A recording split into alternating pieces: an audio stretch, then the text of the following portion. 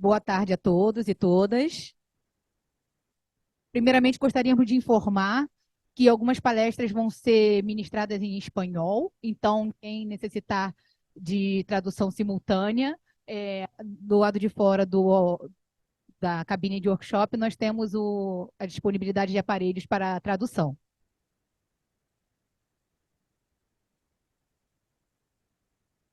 Bem, o nosso workshop tratará de histórias de sucesso, aplicabilidade da propriedade intelectual para o desenvolvimento sustentável.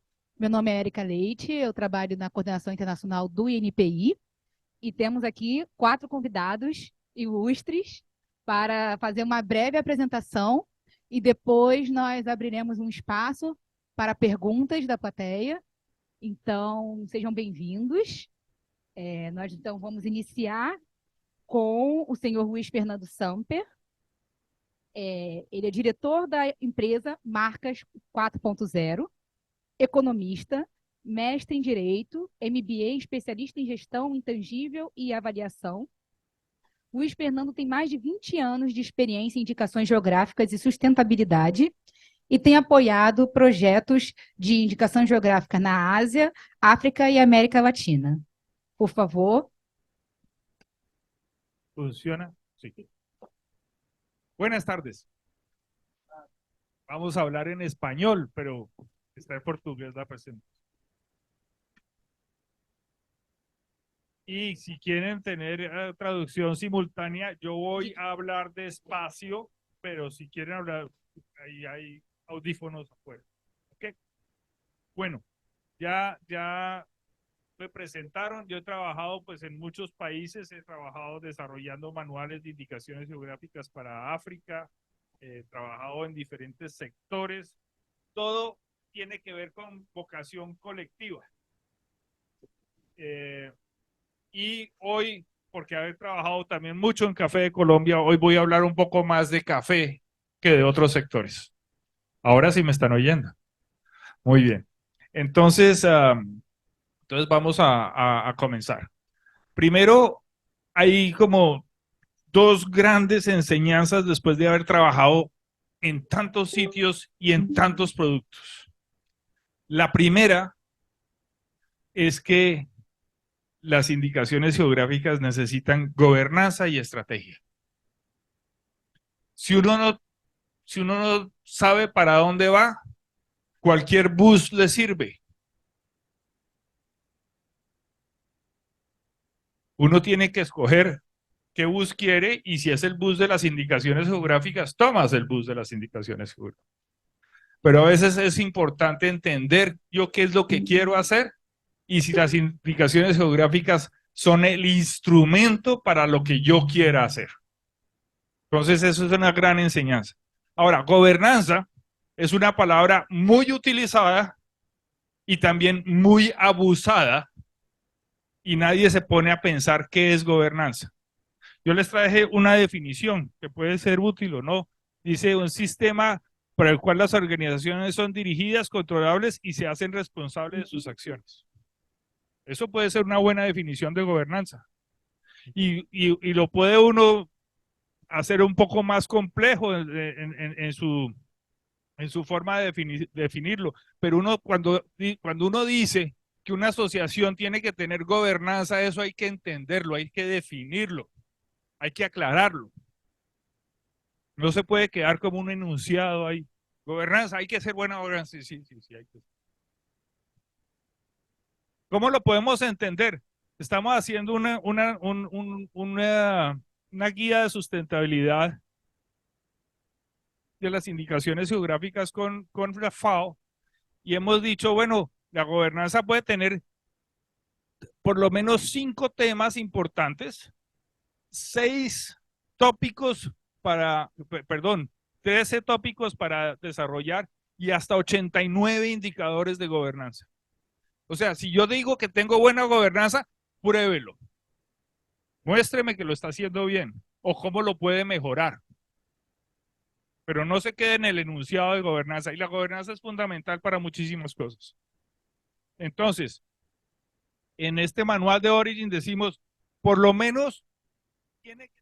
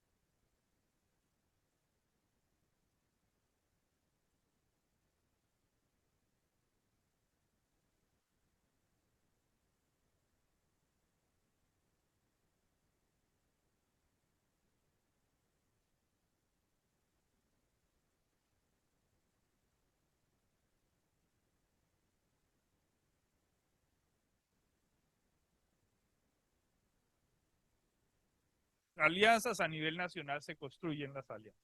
Y todo eso se basa en una gobernanza efectiva.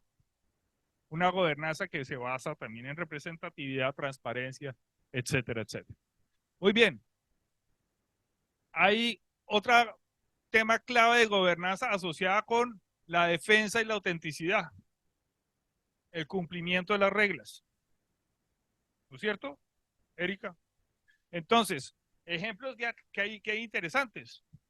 En Brasil ustedes ya tienen, por ejemplo, el café do Cerrado Mineiro, y esto me lo facilitó Juliano Taraballo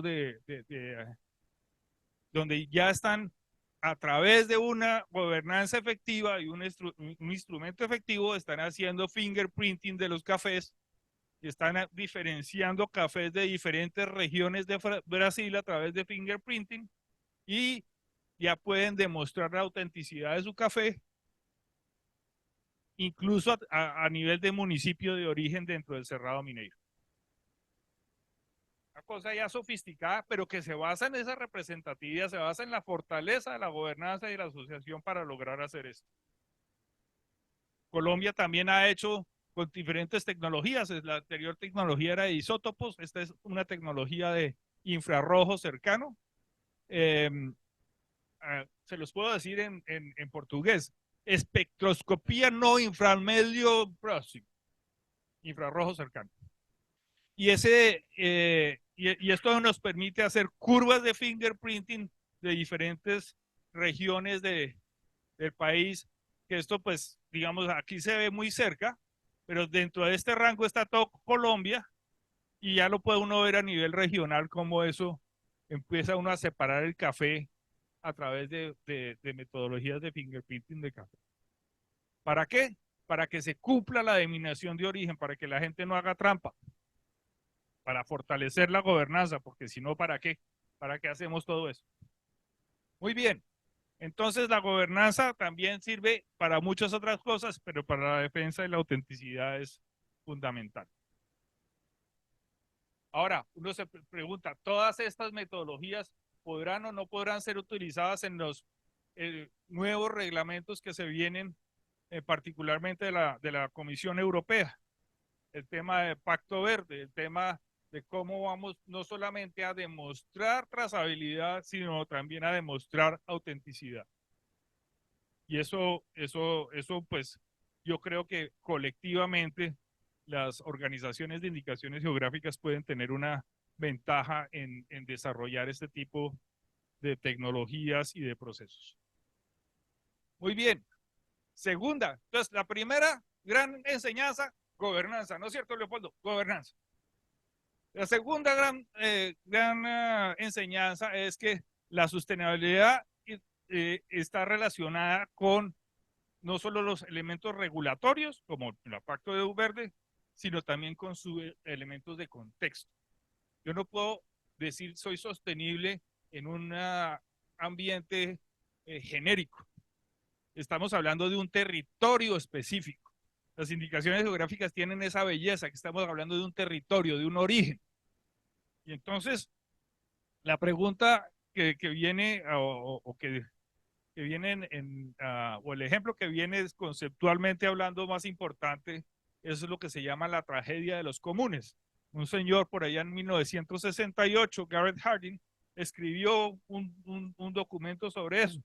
Y básicamente decía, pues si tenemos un terreno comunal con 3 ovejas, las 3 ovejas, cada uno es un dueño de una oveja y todos podemos convivir.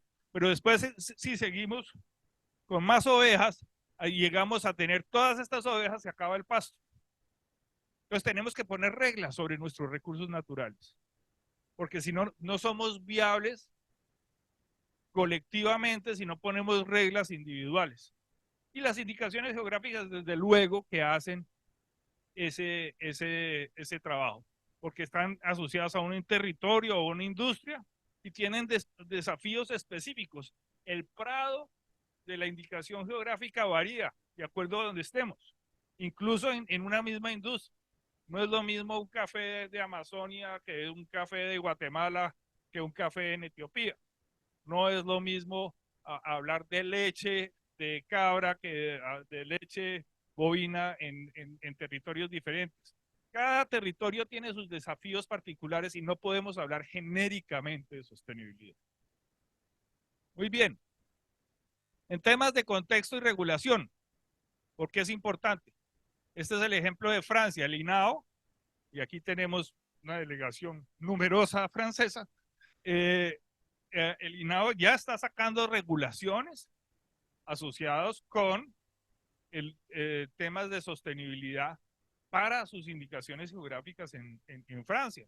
¿Y qué pasa? Que invitan a las industrias a que comenten sobre sus borradores de regulación. Porque ellos son los que les van a cumplir. Y si es relevante o no es relevante, o cómo van a ser relevantes. Y esas especificidades de cada industria hacen necesario que las indicaciones geográficas estén en capacidad de dar esa discusión.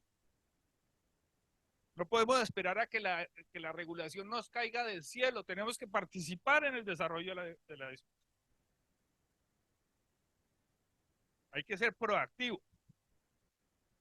Bueno, hay una cantidad de ejemplos como este, el tema de los ingredientes, las bebidas alcohólicas en la Unión Europea o en Italia. Hay muchísimos ejemplos de cómo las indicaciones geográficas pueden ser actores en el desarrollo de las regulaciones y no esperar a que nos lleguen encima. Otro ejemplo relacionado con café y en este caso en Etiopía. Allá estuve, como muestra aquí Google. El tema de la diversidad genética en la regulación de la indicación geográfica. ¿Cómo asegurar que se mantiene la diversidad genética en el territorio relevante que estamos hablando de un café de Etiopía? Y si definimos una regla que va en contra de la diversidad genética, estamos dando una señal de mercado de que la diversidad genética cada vez sea más angosta. Y eso no necesariamente es bueno para la sostenibilidad, como muchos de ustedes saben. Entonces, la variabilidad genética en los diferentes sistemas de producción tiene que ver con las indicaciones geográficas y puede ser un instrumento de conservación de diversidad genética. Este es otro ejemplo de Etiopía diferente que yace en el sur y es entender la relación entre las temperaturas, las humedades relativas y la conservación de áreas de café en ese país.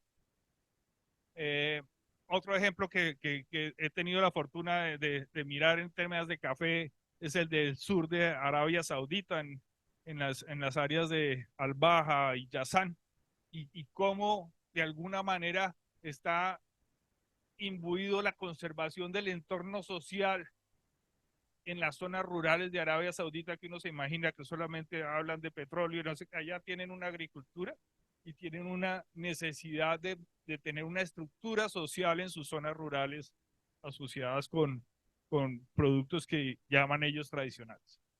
Bueno, no sé si se me acabó el tiempo. Tengo 3 minutos, pero no me voy a demorar 3 minutos, me voy a demorar menos.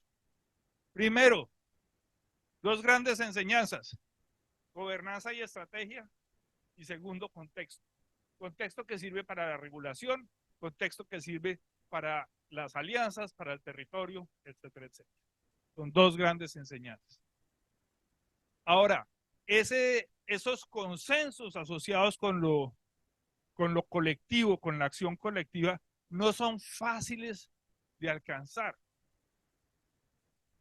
Los intereses individuales y los intereses colectivos no siempre son fáciles de hacerlos comunes.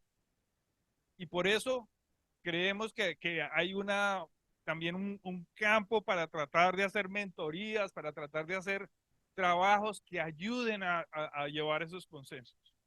Las indicaciones geográficas al final del día no son de productos, son de gente. Gente que produce un producto.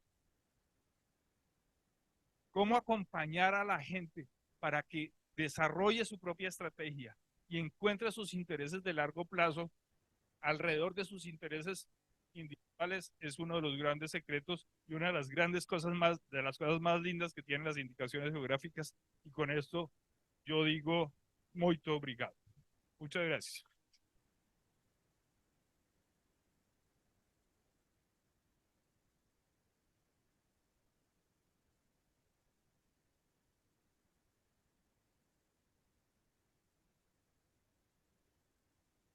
Oh, bueno. Bueno, gracias, Luiz, por tu apresentação llena de paixão e informação. Agora vamos voltar um pouco ao português.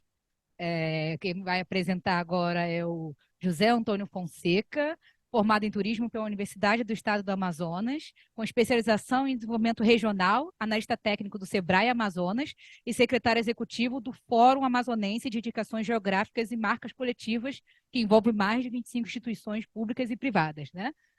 Muito obrigada. Boa tarde. Ficar de pé aqui. Primeiro, agradecer o convite, né, ao Invest Mesmo, Mariano, toda a equipe.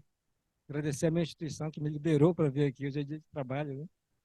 E contar um pouquinho dessa história que ocorreu, está acontecendo, na verdade. Aqui é só uma etapa do que a gente vai falar. Lá no Amazonas, bem no coração do estado, na Amazônia, fruto de uma articulação institucional grande entre principalmente a OMP, Organização Mundial da Propriedade Intelectual, que patrocinou 4 projetos no mundo, deixei passando aqui, ocorreu ali na região, nesse caso específico aqui do Brasil, em Tefé e Alvarães. Vou contar essa história. Esse é o projeto para a marca coletiva da Flona Tefé, um grupo que já existe desde já mais de 10 anos, associativo, né? E tinha o desejo também de ter essa marca. E esse projeto da OMP, que foi, na verdade, um concurso em 4 países, aqui no Brasil, diversas instituições, principalmente ali, observadas pelo NPI e Sebrae, no Brasil, tiveram a condição de se inscrever e concorrer. Então, foram mais de 20 instituições, dentro de um processo rigoroso, que então, a APAF, que é a Associação dos Produtores Agroextrativistas da Floresta Nacional de Tefé e entorno, ficou aí em primeiro lugar e teve o direito de ser apoiado, então, pela OMP na busca dessa marca coletiva, com o objetivo de que essa propriedade intelectual possa, sim, ser uma forma de desenvolvimento sustentável, de desenvolvimento de negócio, enfim, e proteção, principalmente da Amazônia. Pensado pela OMP, apoiado no Brasil pelo Ministério das Relações Exteriores, Sebrae e NPI, nacionalmente, que contratou uma empresa para fazer todo esse trabalho de mentoria. O mesmo tipo de projeto foi instituído e desenvolvido na Tunísia, Filipinas e Bolívia. No Brasil é a história que eu vou contar aqui. A seleção nacional, essa articulação nacional de apoio, né, entre OMP, INPI, Sebrae, Ministério das Relações Exteriores, e uma articulação local com diversas instituições, e aqui já um primeiro sinal de que no Amazonas, na Amazônia, é muito difícil trabalhar só. Então, assim, naturalmente, você tem que se aliançar para que, de fato, esses projetos aconteçam. Teve uma repercussão nacional, essa aqui é uma notícia no jornal Globo, né, indicando que aqueles produtores iam ser apoiados na busca daquela tão sonhada marca. Diversas instituições lá de dentro do Estado, Ministério da Agricultura, algumas prefeituras, Instituto Mamirauá, ICMBio, que é o órgão gestor daquela região, porque é uma área de conservação nacional. E aqui, destacando o Fórum Amazonense de Indicações Geográficas, coordena também um movimento, e eu também faço parte da coordenação pelo Sebrae, apoiando os movimentos de indicações geográficas e marcas coletivas no estado do Amazonas. 13 indicações geográficas no norte, 6 delas no Amazonas, uma delas aqui, com os colegas que estão aqui na frente, com colegas de Maués, lá do interior do estado, que estão com produtos aqui e no caminho da indicação geográfica Guaraná de Maués.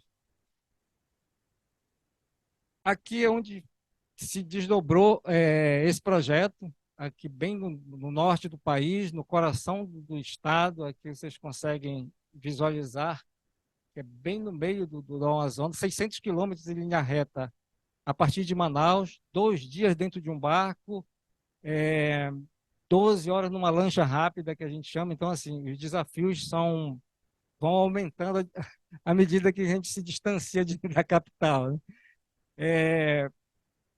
Essa aqui é a Floresta Nacional de Tefé, então tem um regramento federal, tem 110 comunidades, pequenos agrupamentos distribuídos nos rios, 3.500 moradores e uma fundação que desde 2004 atua na defesa e dos interesses desses ribeirinhos, agricultores, basicamente agricultura familiar.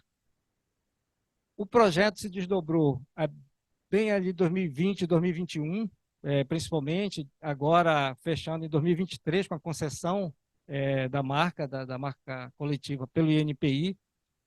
Nessas comunidades, a gente tinha aqui um fator agravante que foi a pandemia. Então, entrar nesses territórios exigia um cuidado especial. Essas populações, naturalmente, são populações que já estão distantes, ou seja, estavam isoladas, e nós querendo ajudar, mas também representando um perigo naquele momento, que era levar o vírus do Covid. Então, todo um processo foi feito, diminuímos o tamanho das reuniões, todos vacinados, era o início ali ainda, quando se tinha o início das vacinas, então teve um esforço grande para que a gente pudesse adentrar nessas 3 comunidades, fazer essas reuniões, se desdobrou ali 2021, 2022.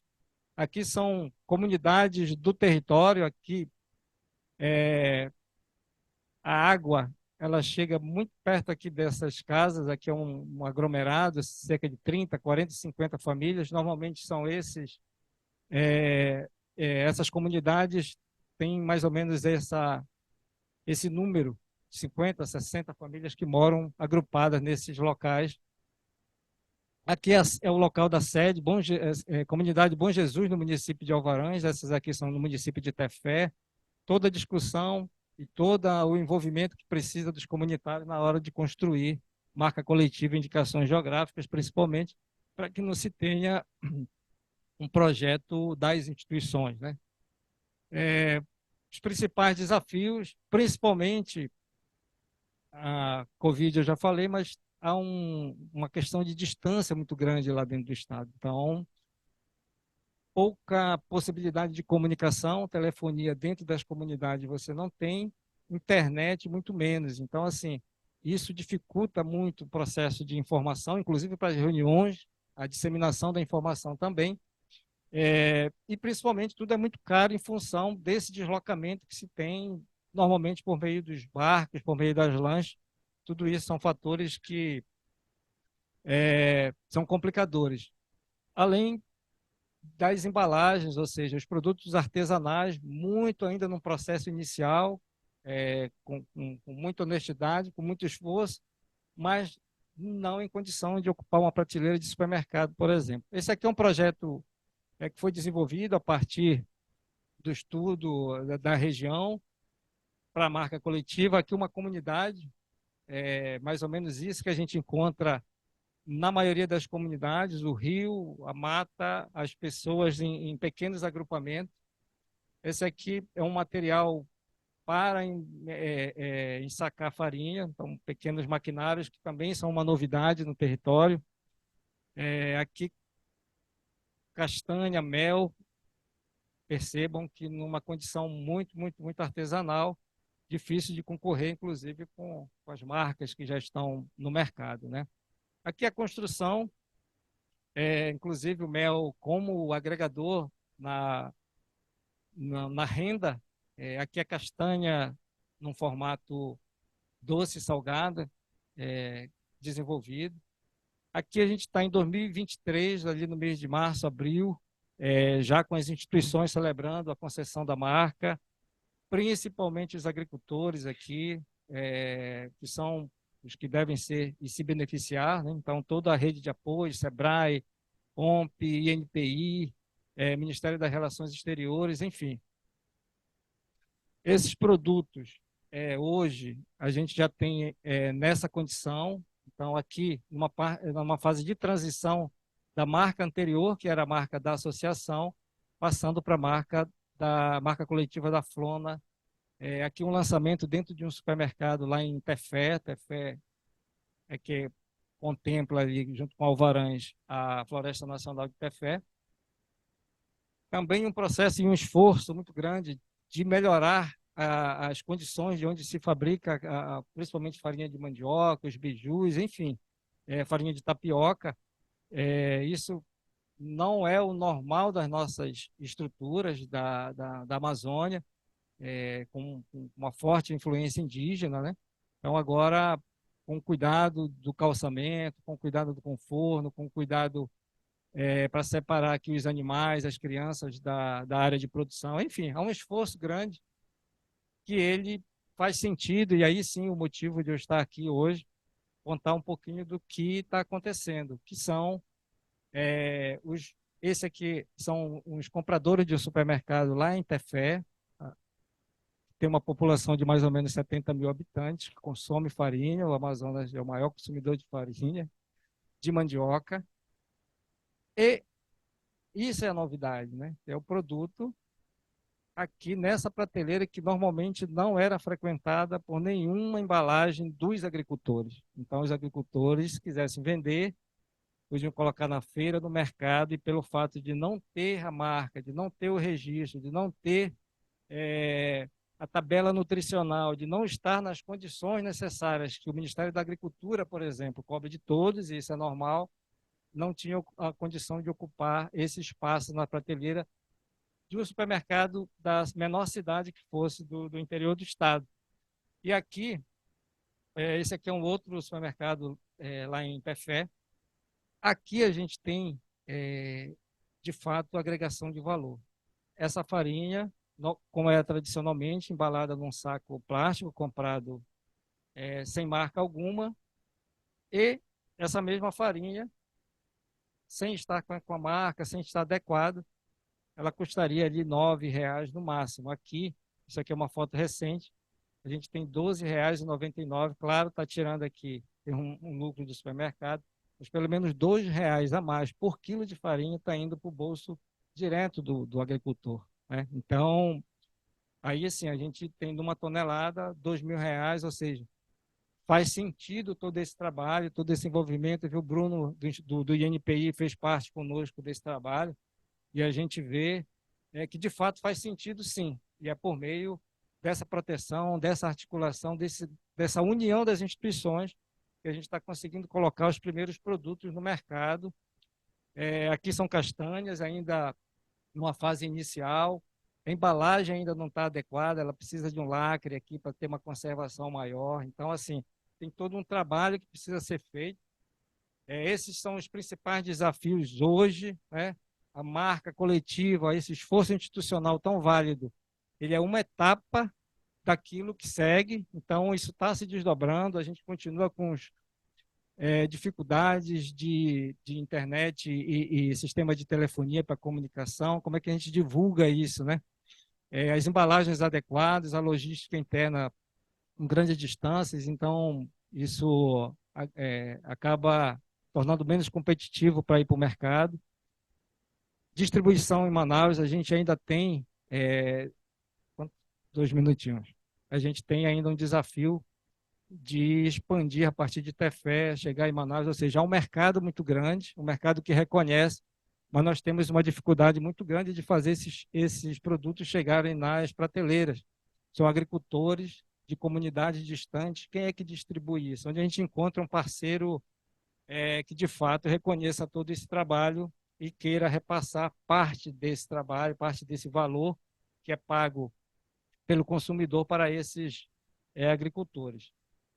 Projetos desse tipo colaboram com a preservação da natureza, de uma forma geral, da Amazônia, populações, água, por ser uma área de conservação com um respeito muito grande à natureza, pessoas dignas brasileiros, que inclusive com muito pouca escolaridade, mas com produtos honestos e querendo sim dias melhores por meio desse projeto, por meio desses produtos.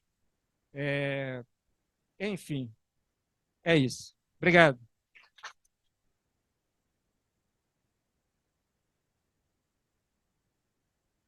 Muito obrigada pela apresentação, mostrar que um bom projeto não tem distâncias, né? Parabéns por todo o resultado alcançado. E agora nós vamos retomar o espanhol, lembrando que quem precisar de tradução, nós temos aparelhos de tradução disponíveis do lado de fora da sala. Gostaria de convidar o senhor Alfredo Rendon. Ele é representante do estado de Michoacán, no México, e foi diretor-geral do Escritório de Propriedade Intelectual do México, o INPE. Por favor. Muchas gracias. Realmente quiero mostrarles a través de esta oportunidad que me da All Invest, de mostrarles lo que está haciendo algunas empresas en México para el tema de denominaciones de origen. Empezamos con las empresas que tienen cierta presencia a nivel mundial y luego nos regresamos a los pequeños productores agrícolas y de artesanías. Aquí tenemos un productor de tequila y de mezcal, de los más grandes, conocido a nivel mundial. Tiene el tequila, tiene una denominación de origen de 1974, que las reglas de sustentabilidad en ese entonces no se conocían. Realmente no era un tema que se debía de observar. Ni siquiera estaba previsto en la norma de ese entonces lo que era sustentabilidad, los temas ecológicos no se consideraban. Entonces, ¿qué están haciendo estas grandes empresas? Sin salirse de la denominación de origen, sin violar la norma, están adecuando sus... Aquí está.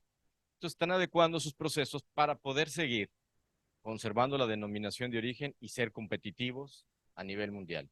¿Por qué? Porque, como lo decían, si no modernizamos y no cumplimos con las reglas de sustentabilidad, sobre todo de Estados Unidos y la Unión Europea, no vamos a poder accesar tarde o temprano a estos mercados. Se va a convertir en una barrera no arancelaria el tema ecológico y de sustentabilidad. Entonces, ¿qué es lo que están haciendo? Buscan energías limpias, sobre todo el manejo de los residuos. En la industria tequilera y mezcalera, todos los residuos se iban antes a los ríos, lo cual generaba una gran contaminación. Ahora hay que procesarlos. También hay que limitar el gasto del agua. La agricultura sustentable es un tema muy relacionado con la deforestación. En esta industria, el agave sustituía a los bosques. La gente quitaba pinos o árboles para poder sembrar agave y extenderse. Ahora eso está limitado.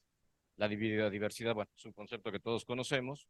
Y tenemos también la organización colectiva de la comunidad para poder accesar a estos procesos. Aquí, como les digo, estamos viendo la energía, cómo vamos a controlar las emisiones, que sean energías limpias, la gestión de residuos y la agricultura sustentable. Prácticamente es no deforestes, mantén los terrenos que estás usando desde hace muchos años para plantar el agave y o sostener los cultivos tradicionales.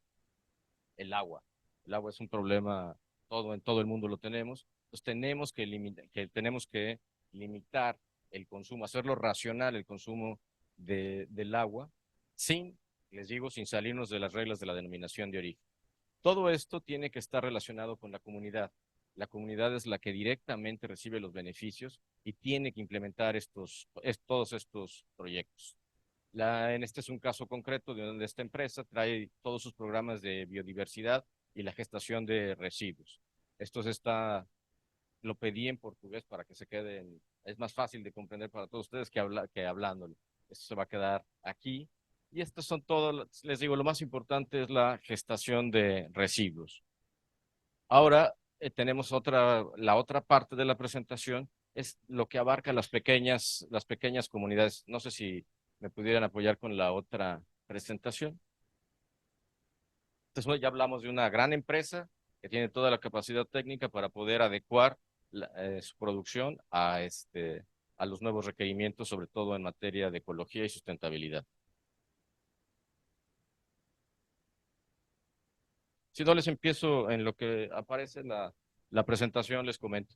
Como política, esta es del estado de Michoacán, se han tratado de convertir, aquí está, las denominaciones de origen y las indicaciones geográficas, darles un sustento ecológico.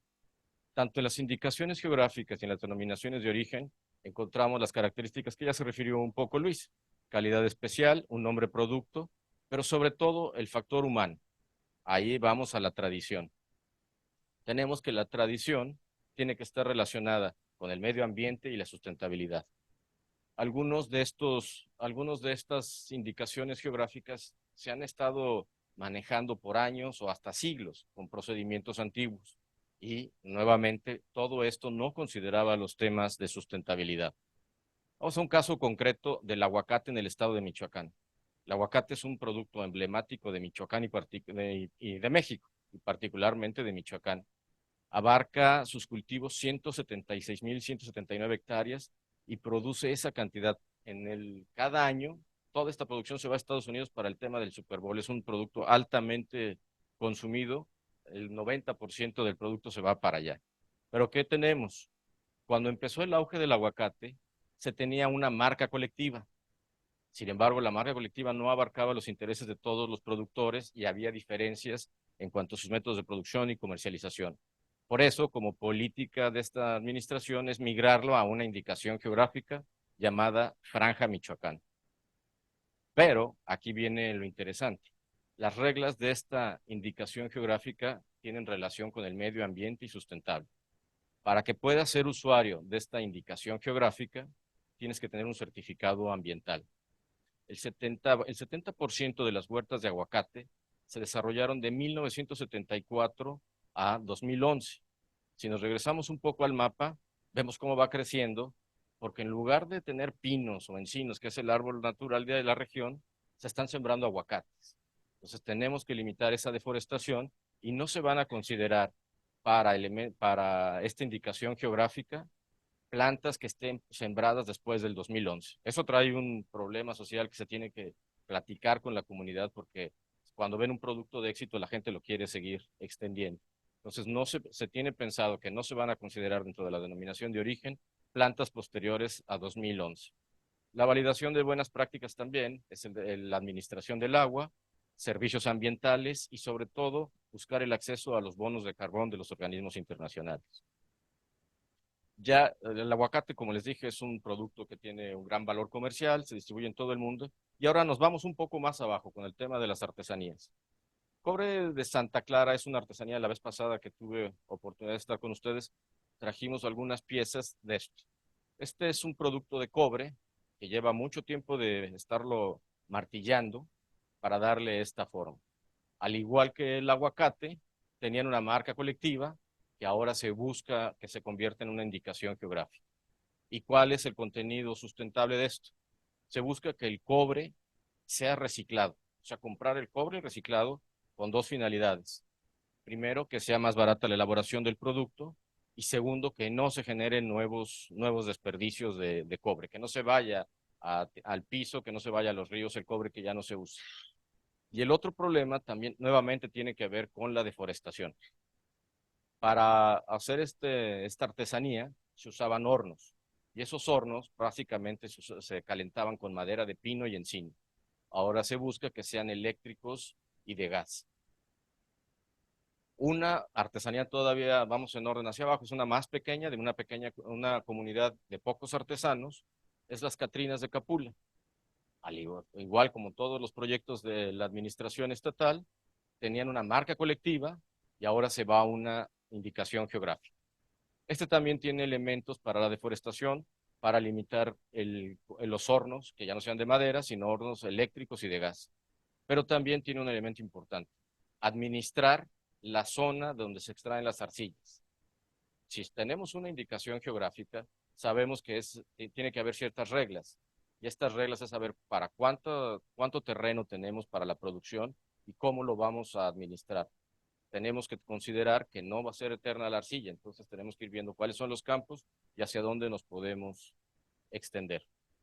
Y este es un tema importante. La mayoría de la gente piensa que por tener una denominación de origen o una indicación geográfica es un éxito garantizado.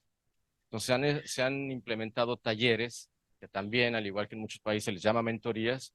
¿Y qué es la primera parte de las mentorías? Ver con los productores si su artesanía, su producto agrícola, lo que hagan, califica para una marca colectiva, para una indicación geográfica, incluso para una denominación de origen. Porque, como repito, no simplemente por tener el título de la indicación geográfica tienen un éxito.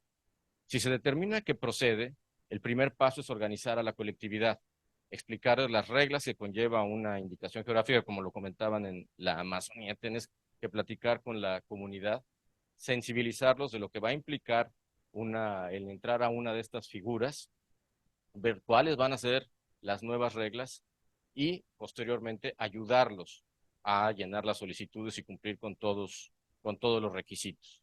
Sobre todo porque implica algunos gastos.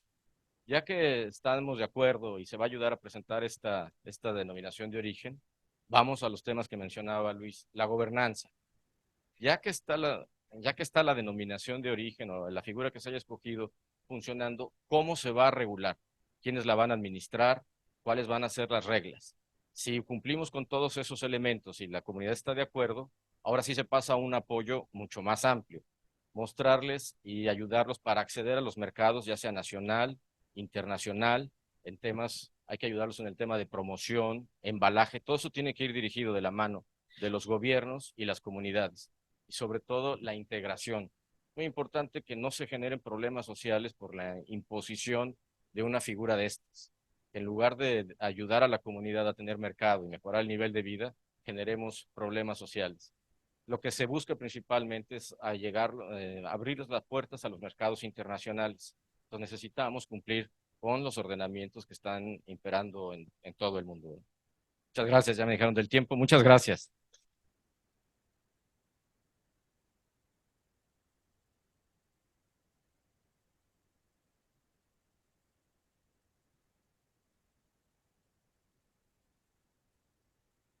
Bueno, muchas gracias, Alfredo, por enseñar que es posible un cambio de mentalidad, mismo en práticas tradicionais.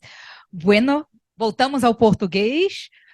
Nós vamos ter uma pequena mudança na agenda, né, que foi proposta, porque nós tivemos uma emergência médica, mas vamos ser brindados com a presença do Fernando Cassib.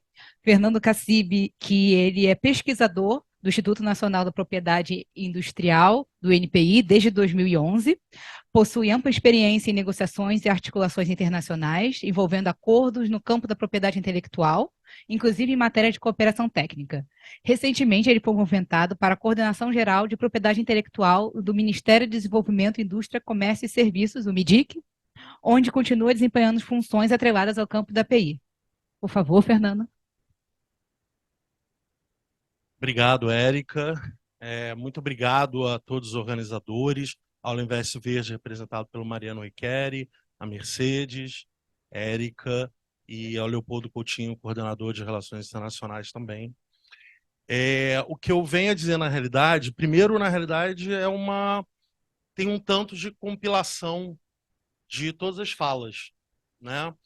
Eu me identifico muito sobremaneira com a fala do José Corvo, pois a minha apresentação, que vai ser sobre, a minha fala, que vai ser sobre o processo de organização de atividade de matchmaking em tecnologias verdes, foram justamente em torno de 3 dos campos que ele mencionou aqui explicitamente, que é o de gestão de resíduos, agricultura sustentável e energia renovável, né?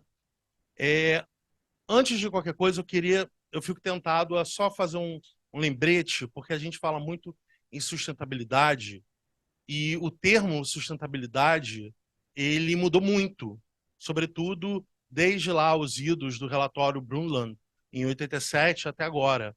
Se a gente averiguar, por exemplo, os indicadores que são considerados para fins de sustentabilidade, como, por exemplo, do Instituto Ethos, leva em consideração diversas dimensões. Então, faz muito sentido que, por exemplo, o All Invest ele esteja imbuído de uma missão que é integrada na realidade, né? Se a gente pensar, por exemplo, no campo da propriedade intelectual, o INPI ele começa seus passos em torno da sustentabilidade lá, talvez, na década de 90, com seus processos de informatização. Ele alcança um início efetivo, talvez, lá nos anos 2000, com seu processo de NPI sem papel, né? Recebimento de pedidos eletrônicos, mas isso é o início de uma mentalidade que hoje chega a um momento muito interessante, né? Nos idos de 2017, nós tivemos lá no INPI, eu ainda estava lá, a proposta de apresentarmos um projeto para, então, o programa Euroclima Mais. esse projeto era algo novo na casa e tudo que se convencionava chamar de mais próximo à temática de sustentabilidade era o chamado Programa Patentes Verdes. Ele ainda existe, né? Existe desde 2012, né? E foi muito importante o programa Euroclima Mais naquela época, com os organizadores, os coordenadores, foi muito importante já naquela época para repensar essa visão, né? Então, na realidade, foram estipuladas visões e metas do papel do Instituto de Patentes, né, que poderia exercer para o futuro. Hoje eu entendo que, na realidade, a visão é integrada. Então, não é restritivo apenas a patentes, e sim a marcas, indicações geográficas, como foi muito bem falado aqui, né, e tantos outros institutos, né? De todo modo, de 2017 para 2020, nós tivemos um salto qualitativo e passamos a pensar um projeto que tivesse um cunho regional. E por que um projeto de cunho regional? Porque entendemos que, na realidade, a primeira fase, que era de sensibilização nacional, já havia atingido alguns de seus objetivos. Nós havíamos, inclusive, feito um workshop para coletar impressões e subsídios de atores governamentais e não governamentais em torno da temática verde, né, e do programa Patentes Verdes. E aí a gente chega em 2020 com algo mais amadurecido, já com a parceria com a CEPAL, que eu represento aqui, infelizmente, no lugar do Robson Dias, que é oficial de assuntos econômicos, da Camila Gremikov e a Marcia Moreski, também lá da CEPAL. Em 2020, nós começamos a desenhar essa atividade de matchmaking em tecnologias verdes. O que nós tínhamos, na realidade, como INPI em 2020? Nós tínhamos um projeto que tinha acabado de começar em 2019 e que estávamos em fase de aprendizado ainda, junto à Embaixada Real da Dinamarca, no Brasil, que era justamente por meio de um memorando de entendimento que a gente convencionou chamar de memorando de entendimento de inovação, estruturar, na realidade, os sistemas de inovação, tanto do Brasil quanto da Dinamarca, e colocá-los em comunicação, né, em contato, estabelecer contatos que poderiam gerar negócios, né? Em paralelo, nós tínhamos também uma reaproximação com a OMP, a Organização Mundial da Propriedade Intelectual, para nos aprofundarmos no que diz respeito à cooperação com a plataforma de matchmaking que eles têm, que é o IPO Green, né? E são dois modelos muito diferentes. Eu diria que o modelo colocado, porque a gente aprendeu muito realmente com a Embaixada Real da Dinamarca no Brasil, foi um modelo mais in-house, ou seja, muitas competências tiveram que ser desenvolvidas internamente, e o modelo com a IPO Green foi mais um modelo outsourcing, né? Então, na realidade, uma empresa de consultoria foi contratada inicialmente, até era na primeira fase que a gente realizou, foi uma empresa chilena, e ela teve uma atuação regional.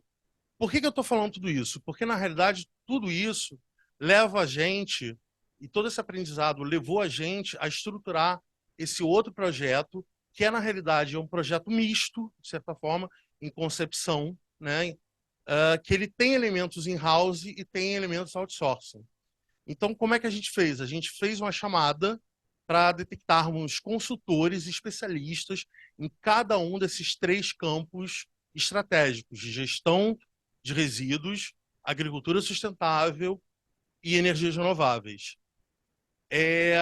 Nós sabíamos, na realidade, que nós poderíamos usar os dados estratégicos do NPI, do banco de patentes do NPI, por meio dos estudos e radares tecnológicos. Então, esse era um componente que a gente já previa fornecer como insumo para os consultores. A seleção foi feita e, em paralelo a essa seleção, nós também desenhamos, porque era justamente por ser a CEPAL, justamente por ser um projeto do programa Euroclima Mais, ou seja, envolvia atores europeus, nós desenvolvemos um projeto ambicioso que, na realidade, congregava países da América Latina que tivessem interesse na iniciativa e países europeus. E aí, na realidade, foi muito interessante, porque nós fizemos uma chamada, nós enviamos convites para os institutos de PI da América Latina, para que aqueles desejosos por participar da iniciativa se juntassem a gente, né? E nos ajudassem a estruturar esse projeto. Nós tivemos 7 respostas, né, dos institutos da região. Foram institutos relevantes, né? A gente teve, por exemplo, países do Mercosul, tivemos Peru, Chile, tivemos República Dominicana e México, né? Não que os demais não sejam, mas isso foi interessante a gente ter essa amostragem, né? E começamos a organizar junto com os consultores contratados. O aprendizado que a gente rapidamente precisou elaborar e entender é que a gente precisava fazer um trabalho de coordenação. Então, a gente passou a fazer encontros regulares, semanais, com os consultores. Deixa eu pegar uma água. Desculpem. Fala muito. Né? A gente começou a fazer essas reuniões semanais com os consultores e foram reuniões realmente muito interessantes, porque eram trazidas as dificuldades, mas também os sucessos, e nós discutimos os rumos até a semana seguinte. Isso aí foi um projeto de 4 meses. Então, acredita em mim, foi um feito relâmpago. Se eu pudesse, junto com os demais organizadores, olhar para trás, a gente teria talvez ampliado um pouco esse horizonte para dar tempo de algumas etapas acontecerem melhor do que já foram muito bem feitas, e eu vou chegar lá. Mas a gente entendeu que a gente precisava construir uma equipe, né? Com base nos expertises dos consultores, até porque, na realidade, a gente precisava que eles levassem o nome do NPI e do Ministério. Então, literalmente, a gente dialogava com eles em torno da abordagem. Como é que vocês vão chegar nesses atores? Né? Eles chegavam com uma lista antecipada de atores que eles conheciam dos sistemas nacionais de inovação da região e da Europa. E nós, NPI, com base no nosso conhecimento também, porque nós somos um ator relevante no Sistema Nacional de Inovação brasileiro, nós complementamos essa lista. E aí foi um processo de ajuste e complementariedade. Né? Como é que o projeto, na realidade, se concluiu? Né? Primeiro, nós fizemos um evento de abertura, que foi, inclusive, graças ao Invest Verde, DPI, que a gente fez esse evento. Reunimos todos os atores, porque, na realidade, essa ação ela reuniu outros organizadores. Né? Eu posso mencionar, por exemplo, a OMP entrou, a CEPAL, o Programa Euroclima, mais a própria Embaixada Real da Dinamarca. Nós tivemos vários atores que entraram junto conosco, né, para poder realmente... e que entenderam o caráter ambicioso, mas a oportunidade também disso. Nós fizemos esse evento de abertura, que foi um evento de abertura muito interessante. Nós tivemos realmente uma adesão muito grande. E aí nós lançamos um regulamento. Esse regulamento ficou no site do NPI.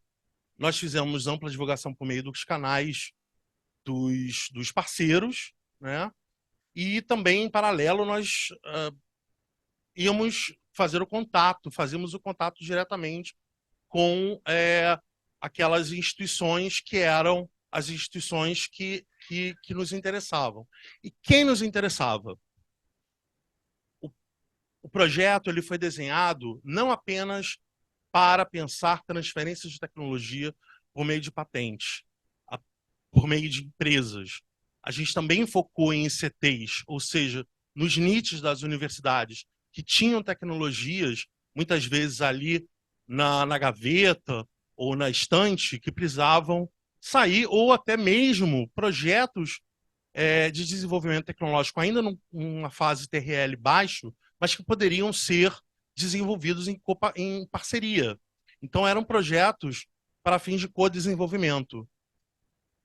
Essa mesclagem foi uma mesclagem muito interessante, porque, na realidade, deu a conotação de um projeto legitimado pela vertente do desenvolvimento, né? Que é onde a CEPAL topou entrar conosco nesse empreendimento, né? E qual era a proposta? A proposta, na realidade, era fomentar essas conexões, né? Literalmente, a gente identificava projetos tecnológicos que eram interessantes através do expertise dos consultores e buscávamos os buscadores das tecnologias, que seriam, eventualmente, compradores ou NITs ou ICTs que tivessem projetos semelhantes e aí que poderiam identificar sinergia com essas outras, né? E aí, na realidade, é que a mágica se fez, né?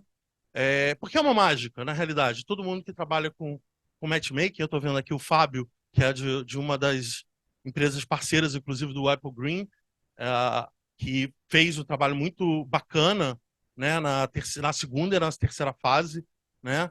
É um trabalho, de certa forma, mágico e de formiguinha, né? Você tem que ter uma abordagem especial, tem o trabalho de convencimento também, de que, na realidade, existe um propósito para aquele trabalho que você não está fazendo ali é, é, por conta de um percentual, né?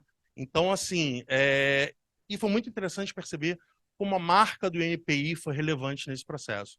Essa foi uma das conclusões que nós chegamos a determinados atores porque existia o NPI envolvido, né? E o NPI foi um diferencial e a gente gostaria e quer continuar com essa parceria com o NPI porque ela realmente é muito importante para a gente pensar em como acionar esses atores, né, a entenderem que é possível eles desenvolverem projetos ou parcerias que vão ser apoiadas, né? Desse formato, nós pensamos em matchmaking em torno de duas oportunidades.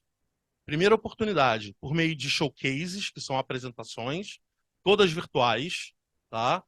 Essas apresentações, elas aconteceram durante 5 dias, e aí eu vou explicar os 5.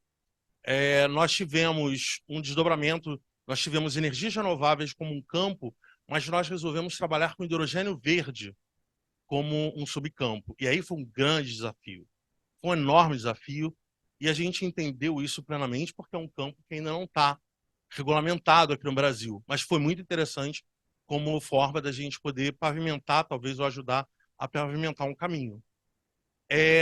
Nós logramos, ao término desses 5 dias de showcases e de mais um período que foi de 19 de junho a 5 de julho desse ano, nós conseguimos realizar 96 encontros bilaterais, que aconteceram bilateralmente. 31 encontros foram com tradução simultânea, isso patrocinado, inclusive, pela Embaixada Real da Dinamarca. Os demais não foi necessário, porque os atores tinham algum domínio do idioma. E nós tivemos 86, foi 86% de aproveitamento, ou seja, das oportunidades das rodadas de negócio com tradução, e 94% de avaliação ótima ou boa, e foi mais para ótima. Ou seja, os atores, quando eles fizeram a ficha de avaliação a posteriori para dizer se os encontros tinham sido relevantes para a sua instituição ou empresa, eles indicaram que sim, que foi relevante. Então não foi algo irrelevante para eles, né? Não querendo ser redundante. É muito interessante a gente pensar os passos futuros, porque se a gente pensar em termos de matchmaking, a gente pode pensar matchmaking em torno não apenas do campo de patentes, mas em torno de diversos campos de PI. A gente pode pensar em torno de marcas coletivas, de indicações geográficas e de tantos outros. O que muda, na realidade, é talvez o seeker, né, que é o buscador, aquela parte que procura, né, e às vezes pode também ser customizado para um determinado campo tecnológico. Então, lá no Ministério, a gente está fazendo essas discussões nesse momento para justamente ver como é que a gente vai seguir adiante com esse projeto tão bem sucedido, iniciado pelo NPI, né? A gente quer a parceria do NPI, ela é vital para isso. Nesse momento, a gente teve aprovado a criação de um grupo de trabalho de propriedade intelectual e sustentabilidade no âmbito do Grupo Interministerial de Propriedade Intelectual, né? Então, a gente também segue aí um pouco o espaço do NPI, que foi anunciado hoje, o comitê de vocês sobre sustentabilidade. Os caminhos estão abertos, a gente tem muito a fazer, mas temos muita coisa boa também para fazer. E, por último, essa tríade de proteção, comercialização e financiamento da inovação, eu não falei antes, mas agora eu vou falar, a gente entendeu que esse projeto, para ele ser completo, a gente precisava pensar também em termos de quem financia a inovação. Então, nós temos um parceiro, eu não vou falar o nome desse parceiro agora, abertamente, mas em breve será anunciado que nós faremos aí um evento sobre financiamento e inovação. Tá bom? Estou aqui para responder perguntas. Desculpem, é muito assunto, mas é bom assim, né? Obrigado. Obrigada, Fernando. Nós estávamos na mesma coordenação durante esse projeto, né? Acompanhei seu esforço, o sucesso. Parabéns, realmente, por ótimos resultados, por essa iniciativa inovadora, né? Bem, agora nós vamos abrir um pouco para perguntas. Alguém teria alguma pergunta? Ih, meu chefe. Ai, meu Deus.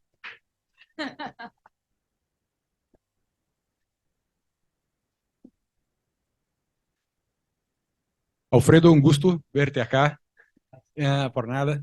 Me quedé con una duda en tu presentación. Hablaste que en algún momento se tiene una marca colectiva y se camina en dirección a una indicación geográfica. Sí. ¿Hay la posibilidad de las dos vivirem juntas o se tiene que desistir de la marca colectiva para ir hacia la indicación geográfica? Mira, la ley mexicana te dice que podrán existir las dos previo análisis de la autoridad. O sea, está prevista la posibilidad de que existieran las dos. La práctica es que los productores cancelan la marca colectiva para pasar a la indicación geográfica, pero está prevista la figura que pudieran existir las dos.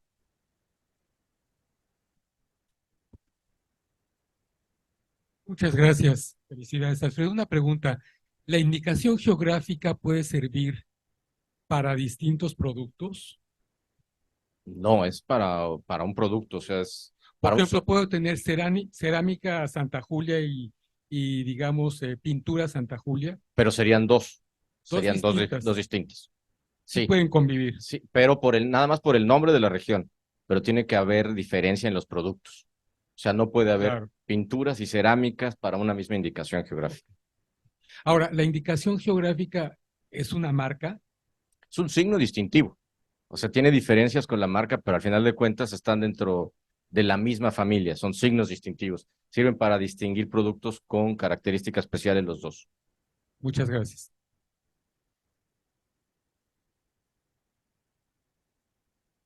Boa tarde, meu nome é João.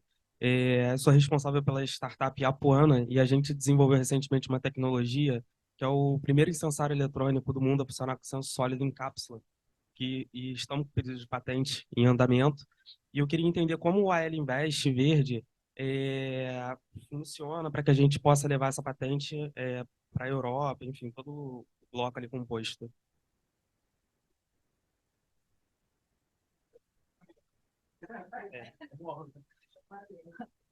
Obrigado.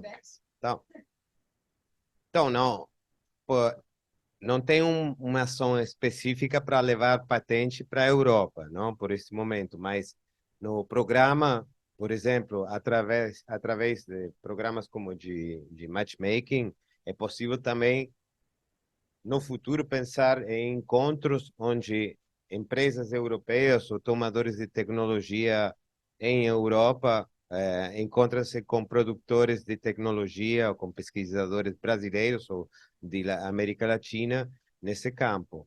Em realidade, no campo da tecnologia verde, somos mais tomadores aqui na América Latina que oferentes, não é? O que também justifica ter mais movimento, mais contato porque uma das coisas do ponto de vista da sustentabilidade é isso mesmo, não? Precisa a transferência de tecnologia necessária para todos afrontar os mesmos desafios, tá? Mas pode haver no futuro alguma ação mais específica de educação, de transferência de conhecimento sobre como obter proteção, como internacionalizar a produção, a tecnologia, como exportar, tendo uma proteção apropriada, como para começar a comercializar na Europa. Isso seguramente vai ter. Obrigado.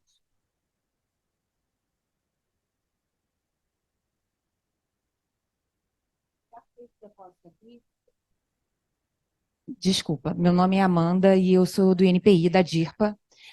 Como você disse que você já fez o depósito aqui, você tem que ficar atento aos prazos, tá? Para você poder depositar lá fora. Para você poder entrar ou com PCT ou para exigir prioridade, né? Se você tiver alguma dúvida, você pode procurar o INPI, que o INPI pode esclarecer isso para você.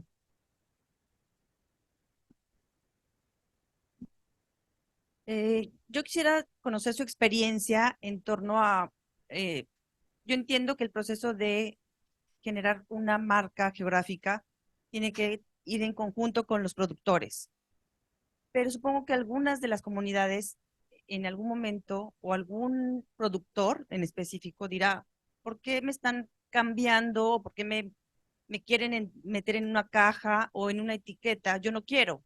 Entonces, ¿cómo han tenido ese tipo de experiencias? ¿Cómo manejan también el respeto a la individualidad o a la identidad cultural de los pueblos que no estén interesados en participar, digamos, en ese tipo de actividad que para mí es sustentable, pero quizás haya algún enfrentamiento o alguna negativa de parte de algunas comunidades?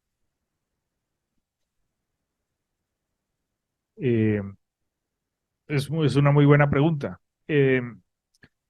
Realmente una indicación geográfica no es obligatoria, sigue siendo un instrumento voluntario, digamos, y la aceptación de las reglas sigue siendo una aceptación voluntaria digamos, de los individuos que quieran o no quieran participar en ella.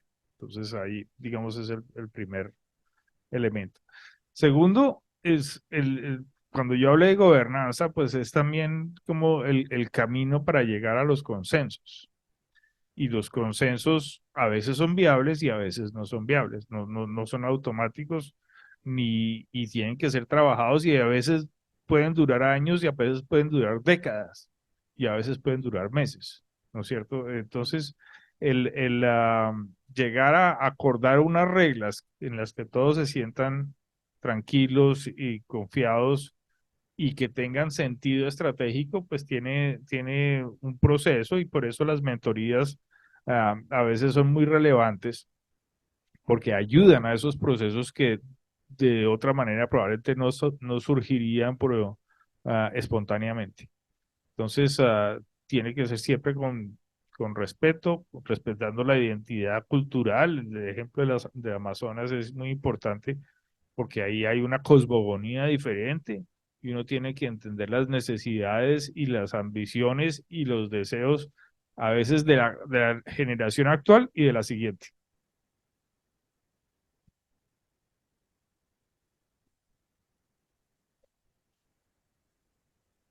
Bem, já que não temos mais perguntas do auditório, eu vou fazer as minhas perguntas. Já que estávamos com o Luiz, seguimos.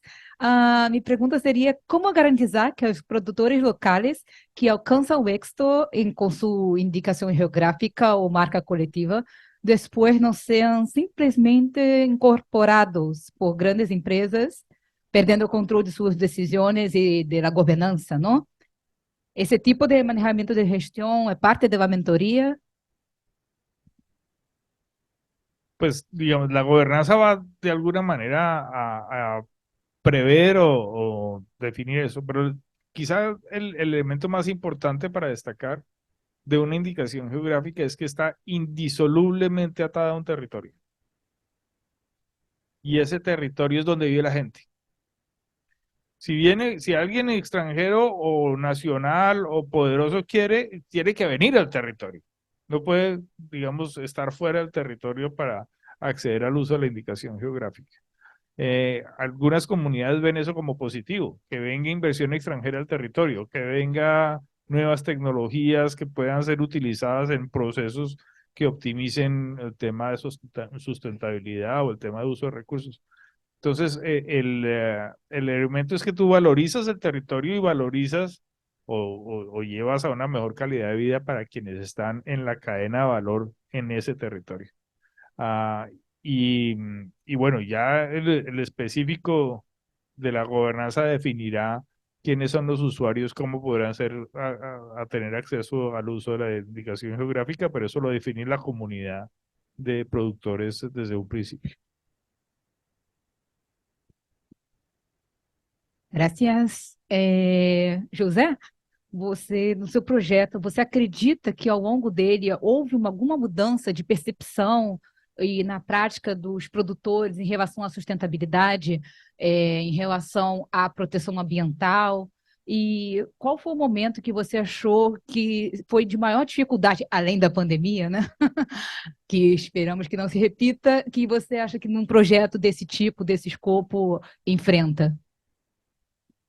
Eu acho que o primeiro projeto de todos, né? Projeto das instituições, principalmente, claro, dos agricultores, faz todo sentido, no sentido, em função de ele já ser algo que os agricultores queriam, né? Então, faltava recurso, precisa de dinheiro para entrar nos rios, pagar a lancha, pagar a gasolina, contratar bons consultores, então faltava recurso, mas eles já enxergavam na marca coletiva a possibilidade de se diferenciar, a possibilidade de ter produtos concorrendo em nível de igualdade com os outros, né? Então, e isso é a grande vantagem. Então, a gente não teve uma dificuldade de convencimento.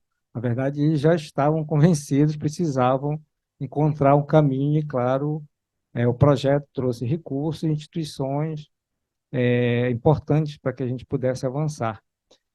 Dificuldade, ela continua posta, houve pouca mudança no território da Amazônia, continua, principalmente nesse território da Floresta Nacional de Tefé, entre os municípios ali de Tefé e Alvarães, as distâncias continuam as mesmas, telefonia que você quase não tem, então a comunicação é um problema muito sério, internet, né? Alto custo de deslocamento, enfim.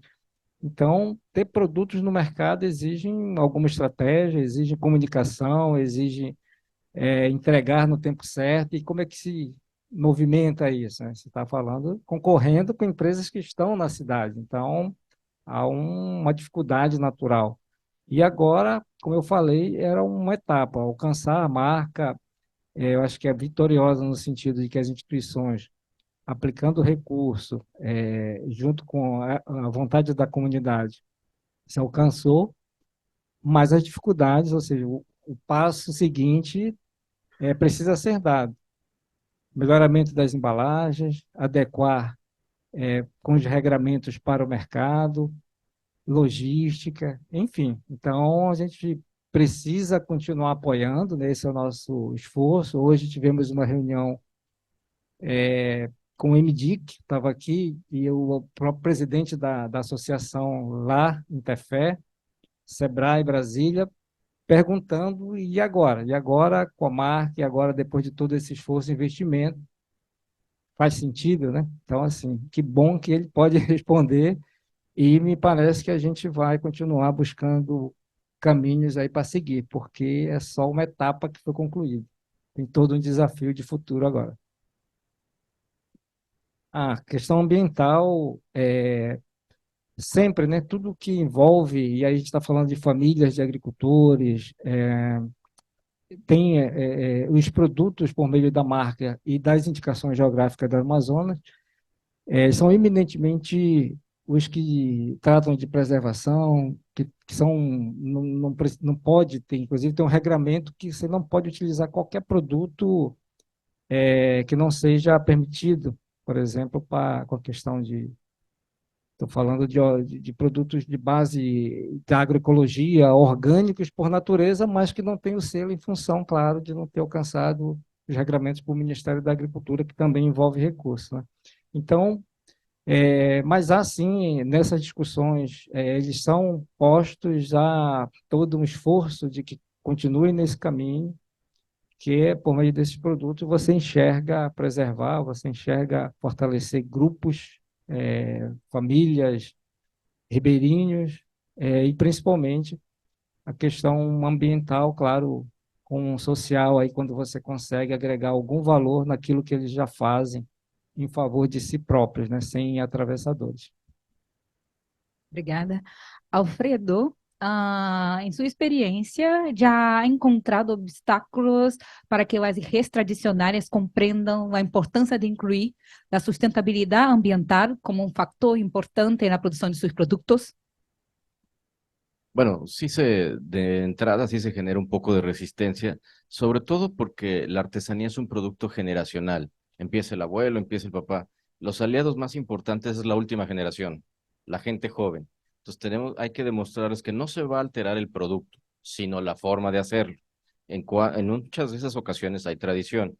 Entonces, lo que te dice el artesano es, yo no tengo un problema en cambiar, pero esto me cuesta. O sea, la nueva tecnología tiene un costo. Con el apoyo y mantener la esencia del producto se salvan estas dificultades. Además, hay un elemento esencial, es el tema comercial. O nos adaptamos o se pueden ir cerrando los mercados. Entonces, tarde o temprano, esa explicación ayuda.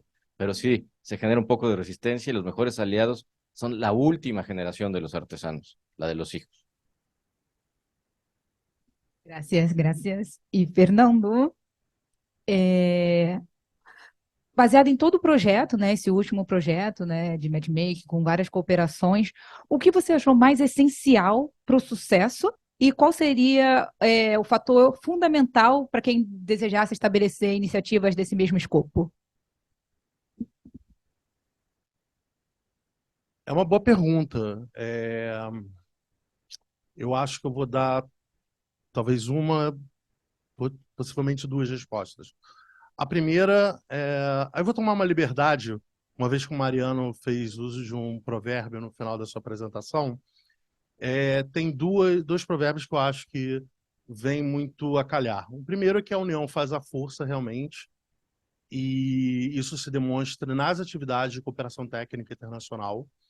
E o segundo, que a gente colhe o que a gente planta. Então, na realidade, a gente, enquanto equipe, né, ficamos muito dedicados a sermos bem-sucedidos, né?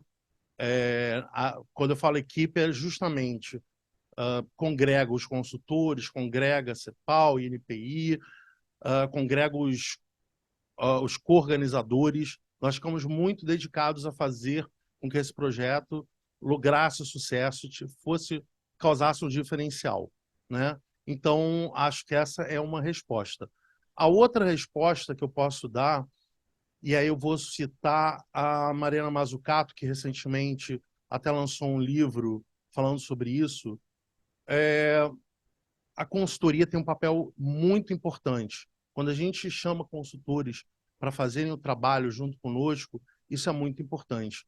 Mas é muito importante também pensar em como aprender junto a esses consultores para criar uma inteligência também dentro do governo, né? Então, eu acho que essas foram as fórmulas de sucesso para essa iniciativa, que a gente espera que seja um modelo para continuar e a gente aprofundar e fazer muitas outras mais. Muito obrigada a todos os apresentadores, os que vieram aqui e trouxeram, compartilharam os seus conhecimentos. Muito obrigada a todos que participaram também com as suas perguntas. E o INPI sempre também está à disposição para responder qualquer tipo de dúvidas. Muito obrigada e uma boa tarde a todos.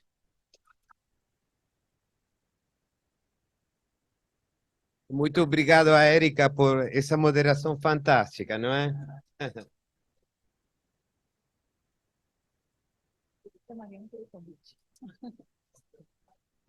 Parabéns, Fama. Ah, sim, obrigada. O senhor, por me seguir no bolo. Não, eu também aceito. Teremos outra oportunidade. Seguro que vai ser